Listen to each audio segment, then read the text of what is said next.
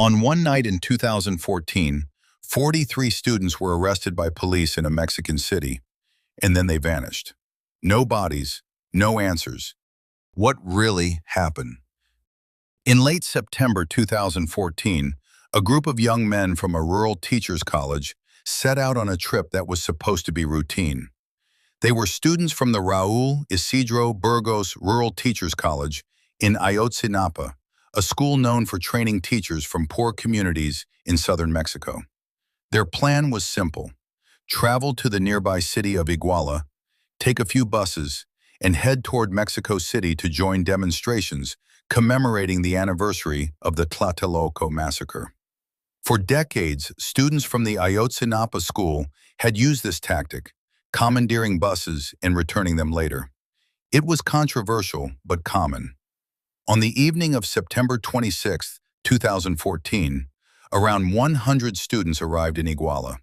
They split into groups and boarded several buses. At first, everything seemed normal, but then the situation changed. Police vehicles began appearing. Officers from the Iguala Municipal Police started chasing the buses through the city. What happened next shocked the country. Police opened fire. Bullets hit buses carrying unarmed students. Panic erupted as students ran into the streets trying to escape. Over the next several hours, chaos spread across Iguala. By the end of the night, 6 people were dead. Dozens were injured. 43 students were missing. Those 43 young men would never be seen again. Witnesses said police detained many of the students and loaded them into patrol vehicles. Then they disappeared. The mayor of Iguala at the time, José Luis Abarca, quickly became a central figure in the case.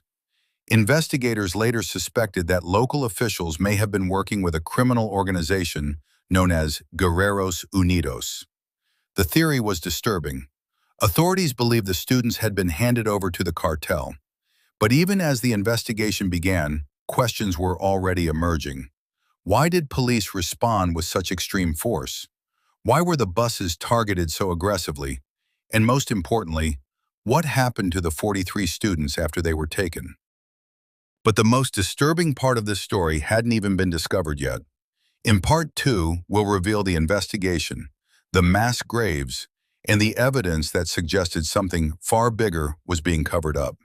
Subscribe so you don't miss the next chapter.